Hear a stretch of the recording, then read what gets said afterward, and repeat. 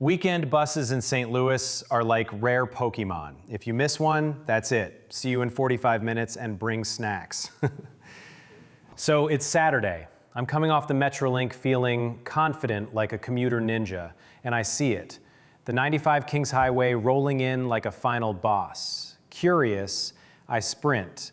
I'm an Olympic hopeful for exactly one block, and I reach the door and the driver goes thunk, and I bounce off the glass like a motivational poster that says, perseverance, but with a forehead print. I just stood there, reevaluating my life choices and my skull density.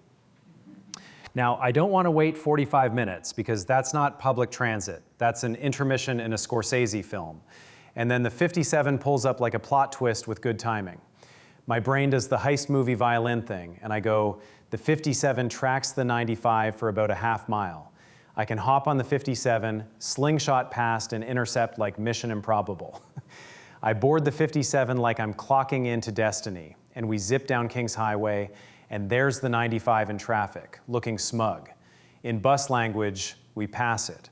We fly to Oakland. The 57 turns, the 95 goes straight. I hop off, run across the street like Frogger with health insurance. I'm at the door. The driver looks me in the soul and thunk, shut again, like he's stamping denied on my cardio. I'm shook. I'm doing that tiny bounce humans do when we can't believe life, and my knees are like, no, but destiny is petty.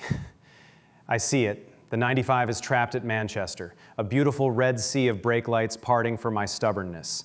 I run into the middle lane. I knock on the door like I'm Uber with a subscription. The driver gives me the international sign for go to the next stop, which is also the international sign for I'm not losing my job over your parkour.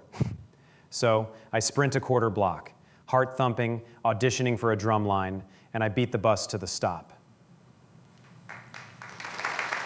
The 95 pulls up like it's trying to act cool about being late to a group chat, and I step on triumph in my lungs, sweat in my eyes, dignity somewhere 3 blocks back. I hear cheering in my head, or maybe that's the subwoofer of my heartbeat. Either way, it's a standing ovation for my cardiovascular system. I didn't catch it with a giant net. I caught it with eagerness and spite, which is the same fuel most marathons run on. I'm telling you, weekend transit humbles everybody. On weekdays, a missed bus is a whoops. On Saturdays, it's a character arc. The schedule says every 45 minutes, which is less a schedule and more a cliffhanger. Previously on your commute, will our hero ever get home? Find out after these messages from regret.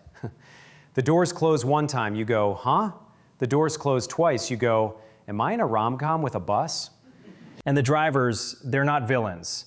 They're personal trainers with steering wheels. They shut the door and your Apple Watch is like, congrats on starting a HIIT workout called Prove It.